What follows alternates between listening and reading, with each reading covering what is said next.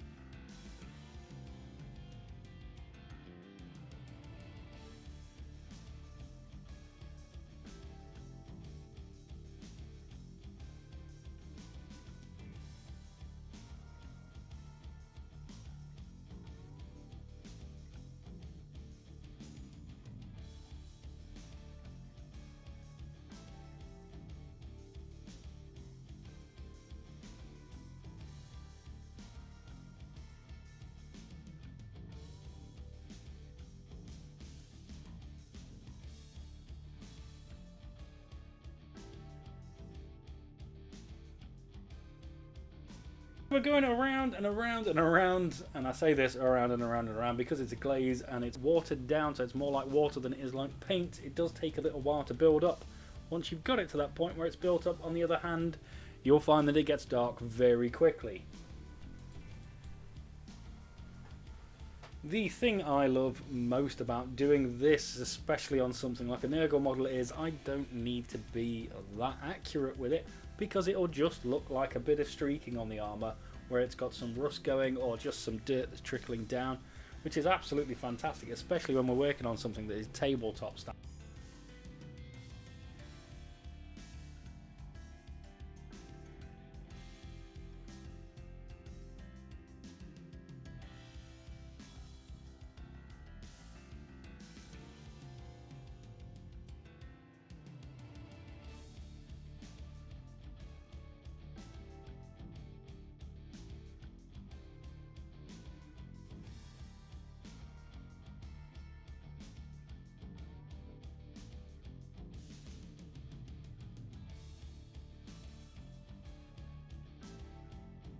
If you like the video, I suggest that you click on the like button before the channel's chapter finds it and wipes it from existence.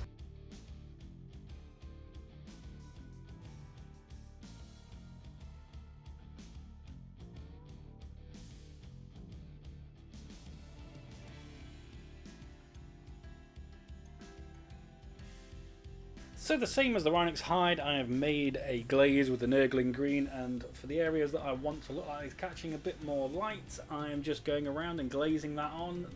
Again, we're going around and around and around, because it takes quite a few passes when you've watered your paint down this much, but it does ultimately start to build up and look quite good.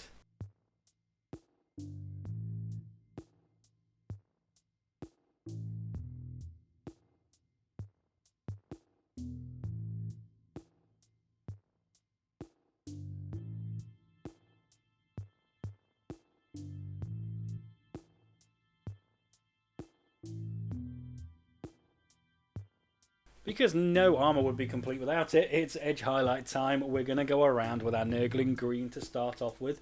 We're going to make that progressively lighter until we get to something close to a really off-whitey greeny colour, just to finish those highlights off.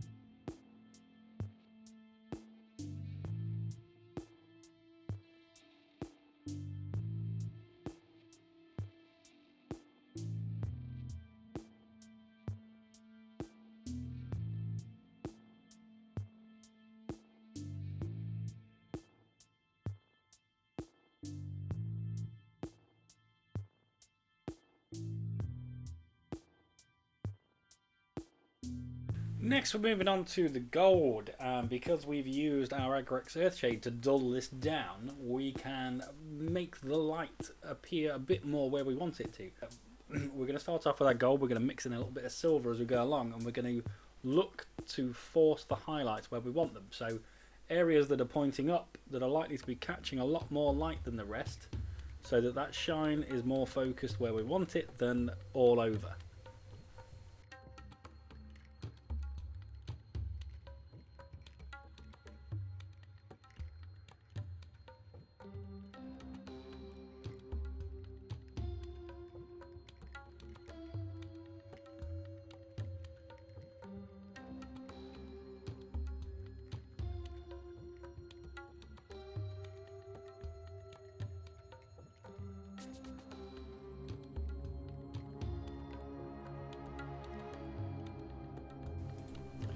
Now we're moving on to the brassy colour, which is the Balthasar gold, and we're going to do exactly the same as we've done with the gold. We're just going to add in some Leadbelcher, make that progressively lighter as we work our way around, just making it so it's got a nice shine towards the top of those parts.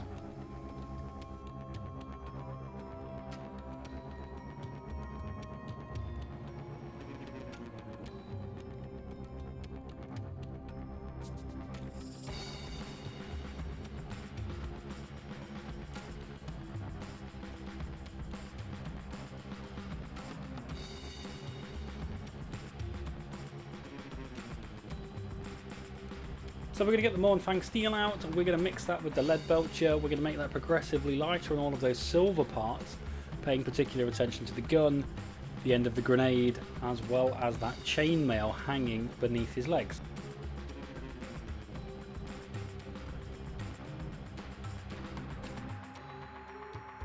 So we're going to work on our tentacles now. This is one of my favourite parts. We are going to glaze over the top of our Screamer Pink with Pink Horror. We're going to take that up to as close to Pink Horror as we can possibly get.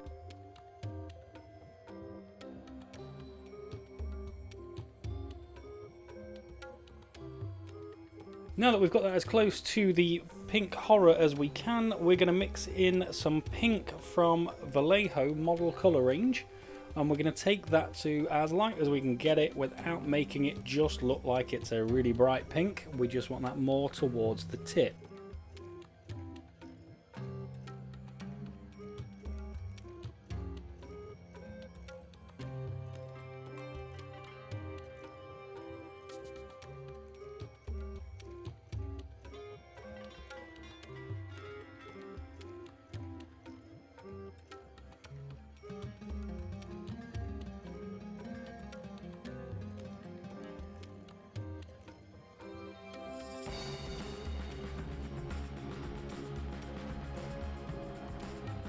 Now, in order to shade the tentacles in the way that we want it to look, we're actually going to use one of our shade range. We're going to go for the Druchii Violet, and we're going to thin that a little bit with just some water, and then we're going to glaze that at the top end where it starts to come out of the armour. And you'll notice that because we've thinned it down, it doesn't start to change that tone to purple, but it does begin to darken that pink up and give it a nice bit of shade where we want it.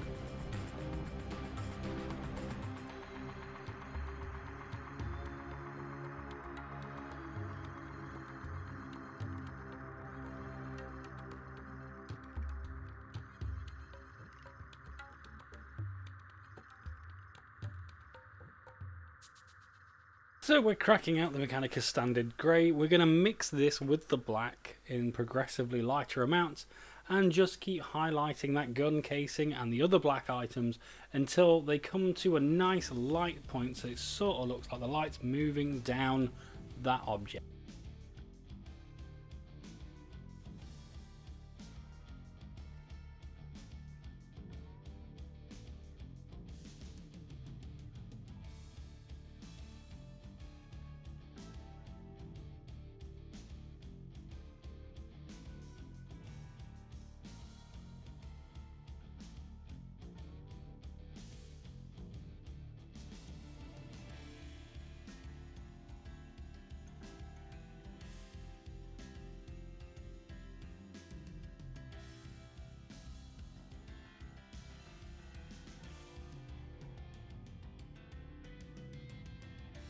So we're turning our Tierra Earth from game colour into a glaze so that we can put that onto our horns and our skulls.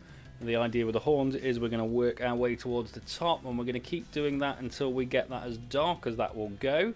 Whereas with the skulls, we're actually going to work the other way, so we're going to be going down from the left hand side to make it look as if it's got a shadow being generated from the light source. We're then going to switch up to our Rhinox hide. We're going to turn that into a glaze just to finish that off and give it that nice dark shading.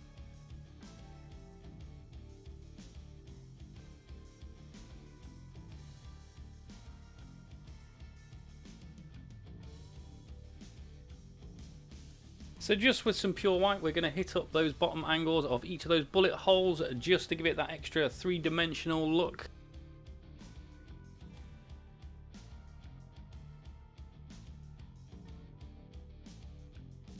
So using the same pure white we were just using on the bullet holes, we're going to use that to do some highlights on the skulls. So we're going to go around things like the eye sockets, the nose, where the teeth would be, to bring out some of that definition. So we're just highlighting the leather straps here. All we're doing is mixing in a little bit of our off-white just to make that a little bit lighter. We're focusing that more towards the bends as it goes around the gun casing, so it looks like that's taken a little bit more tension and so has become a little bit more discoloured. We're going to take some of our pure Tierra Earth and we're going to use that to do the highlights on the gun casing. What we're looking to do here is to make it look like it's sort of worn wood, so rather than just going for a simple edge highlight, we're going to try and put some extra lines on there so it kind of looks a bit like wood grain. For our purple cloth here, we're going to use small lines. We're going to start towards the top, we're going to work our way down, we're going to keep adding in a bit of white to that purple and moving our start point just a little bit further down until we're just doing that bottom quarter section.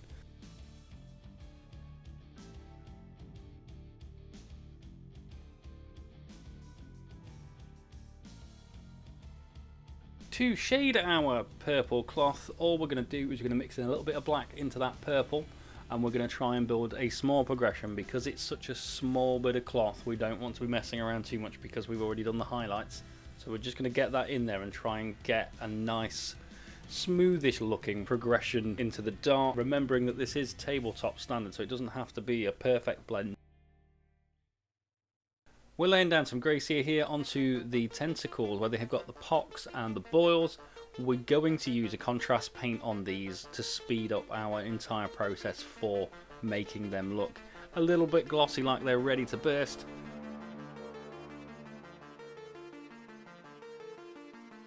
Over those pocks and boils that we've got the grey Seer on, we are just going to put on some Iyanden yellow. We're not looking to have to do any more work than that. What that'll do is I'll give us a nice little bit of shading towards the bottom and around the edges of it, as well as giving it a shine and a little bit of a light play on the top.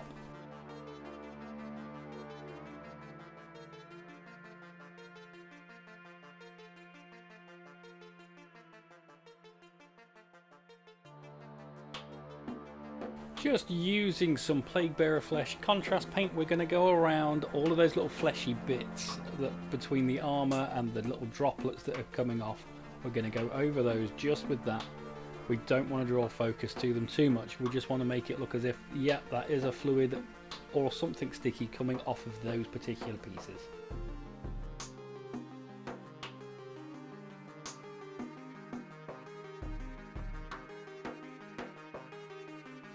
The last step on this model is actually with a paint that you can no longer buy. It's the Citadel Glaze Waywatcher Green. All of my Death Guard have got this on.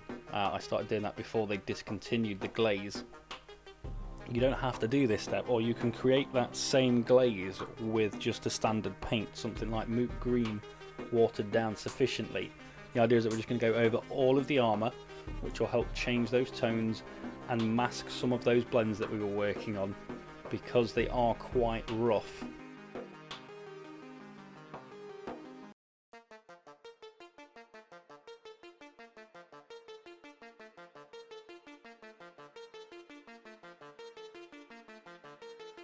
Because no Plague Marine would be complete without it, we're going to go around all of those bullet holes and put in some Typhus Corrosion, give us some extra effects going.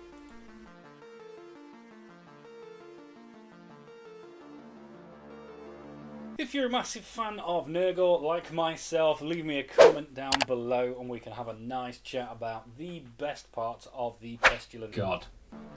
For our basing, we're going pretty basic here. I do actually prefer the GW basing pots, but because they're so expensive and small, when you're doing an entire army, especially at the size of my Death Guard, you're just not going to want to pay out that much money. So I ended up investing in a Vellejo earth texture pot. It's not quite as good, but you get a lot of it. The base isn't quite finished yet. What we're going to do is we are going to add some Mephiston Red over the whole top of the base. We're then going to let that dry, and then we're going to do a dry brush of yellow. On this one we're using Flashkit's yellow. We're going to do that, just a quick dry brush over the top, just to make it look as if it's kind of a dusty, sandy kind of thing on an alien planet.